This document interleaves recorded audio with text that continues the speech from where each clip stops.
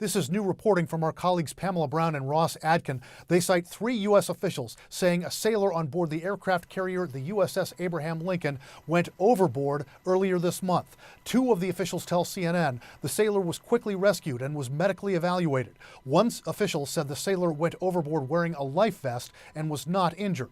The official added that the Navy considered the incident a mental health episode. This incident, which has not been previously reported, adds to growing concerns about the crew of the USS Lincoln. The news outlets Stars and Stripes and the Navy Times reported this week that there had been multiple attempts by crew members on the Lincoln to jump overboard. Those outlets cited interviews with sailors and families of those on board who described the impacts of a very lengthy deployment.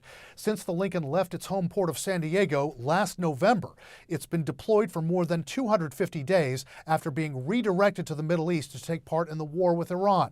According to Democratic Senator Richard Blumenthal, who sits on the Armed Services Committee, the Lincoln has not made a port call in more than 200 days. That's about 6.5 months.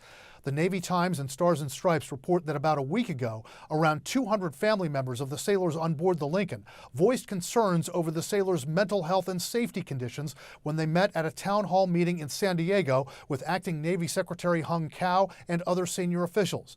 The Stars and Stripes reported that during that town hall, one spouse was in tears when she said she had received a message that same day from her husband saying, quote, "He hopes he doesn't wake up tomorrow," end quote.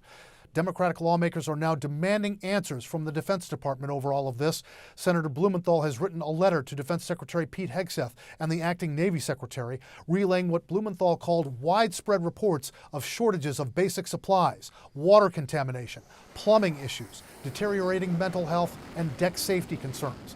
In a statement to CNN, the Navy said, quote, "We have not observed an increase in suicidal ideations or attempts aboard the ship. We take every service member's well-being seriously and have religious, medical, and mental health professionals available to assess and address concerns as they arise," end quote. One U.S. official told CNN the Navy's internal tracking of reports of suicidal ideation on the ship had actually gone down in recent months. Brian Todd, CNN, Washington.